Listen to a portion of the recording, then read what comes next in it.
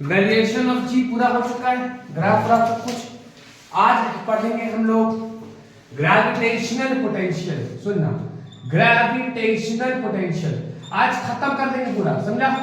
Gravitational potential पढ़ेंगे, उसके बाद पढ़ेंगे ग्रेविटेशनल पोटेंशियल एनर्जी, उसके बाद पढ़ेंगे एस्केप वेलोसिटी, एस्केप के बाद पढ़ेंगे ऑर्बिटल वेलोसिटी। बहुत ही चौथा क्लास होगा। ग्रेविटेशनल पोटेंशियल क्या होता है सुनना, आसान है, बहुत ही आसान है, सुनना ध्यान से। कितना वर्क डन होगा, कितना वर्क डन होगा जब हम एक यूनिट मास को इंफिनिटी से एक पर्टिकुलर पॉइंट तक, सुनो बेटा, एक पर्टिकुलर पॉइंट पर लेकर आएंगे और ये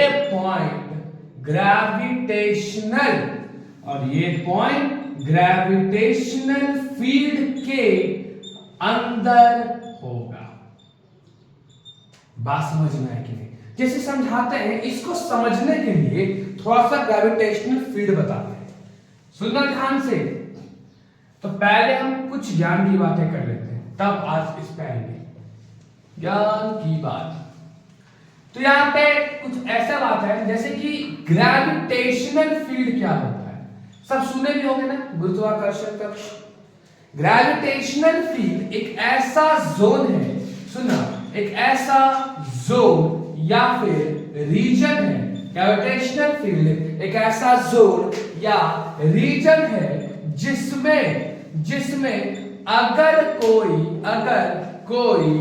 दूसरा मास आ जाए तो उसके ऊपर एक ग्रेविटेशनल फोर्स लगेगा। नहीं आया समझ में? जैसे कि अगर मून अर्थ का ग्रेविटेशनल फील्ड में आए तो अर्थ मून के ऊपर फोर्स लगाएगा, वहीं पर अर्थ जो है वो सन के ग्रेविटेशनल फील्ड के अंदर है, इसीलिए सन अर्थ के ऊपर फोर्स लगा रहा है। अगर हम मून पे चल जाए तो मून हमारे ऊपर भी तो फोर्स लगाएगा। बात समझ में आ रहा है कि नहीं आ रहा है? तो अगर तुम समझोगे कि जैसे मान लो एक बड़ा पार्टिकल है एम को बोलते हैं सोर्स मास एक ऐसा मास है जो हेवी है और जो ग्रेविटेशनल फील्ड लगाता है। मान लो बेटा ये उसका रीजन, ये क्या है, उसका रीजन है, और यहां पर छोटा सा मास है एम नॉट, जिसका नाम क्या है, टेस्ट मास। एक केस में ये मान सकते हो कि ये अर्थ और ये मून है, दूसरे केस में ये मान सकते हो कि ये सन है, ये अर्थ है। अरे हाँ ना बोलो। तो अब हम ये समझ रहे हैं, तो ग्रेविटेशनल फील्ड इज द क्या होगा, ये रीजन और zone. Gravitational field is the region or zone in which a force is experienced. Force कौन experience करेगा? Force is experienced by a test mass due to the presence of, बताओ, due to the presence of source mass की मौजूदगी के कारण test मास के ऊपर एक बल या फोर्स लगेगा, इस जोन में लगेगा, उस जोन को क्या बोलेंगे, ग्रेविटेशनल फील्ड। समझ में आएगा? एक वर्ड और आएगा, ग्रेविटेशनल फील्ड इंटेंसिटी। सुनना ध्यान से। दो पार्टिकल है, एक है सोर्स मास, एक है टेस्ट मास। सोर्स मास भारी होगा, इसके कंपैरिजन में टेस्ट मास हल्का होगा।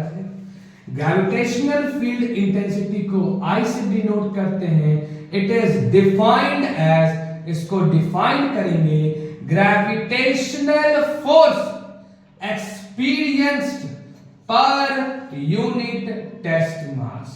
एक यूनिट टेस्ट मास के द्वारा, पर यूनिट टेस्ट मास, एक यूनिट टेस्ट मास के द्वारा कितना ग्रेविटेशनल फोर्स लगा है उसे बोलेंगे ग्रेविटेशनल फील्ड इंटेंसिटी।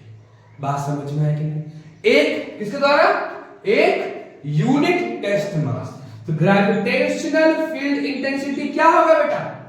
इस दोनों के बीच का दूरी को हम मान लेते हैं r। क्या मान लेते हैं इसको? r।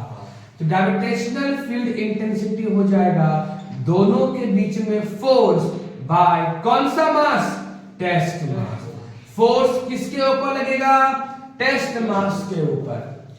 अर्थ सन के चारों तरफ घूम रहा है क्योंकि अर्थ के ऊपर एक फोर्स लग रहा है सन के द्वारा।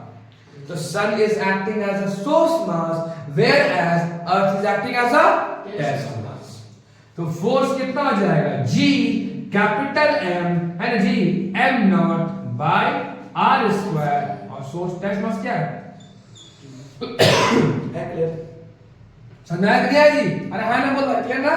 देख G m m by r square होता है कि नहीं होता है? अब पर यूनिट टेस्ट मास ये कट गया पर इंटेंसिटी हो जाएगा G m by r square.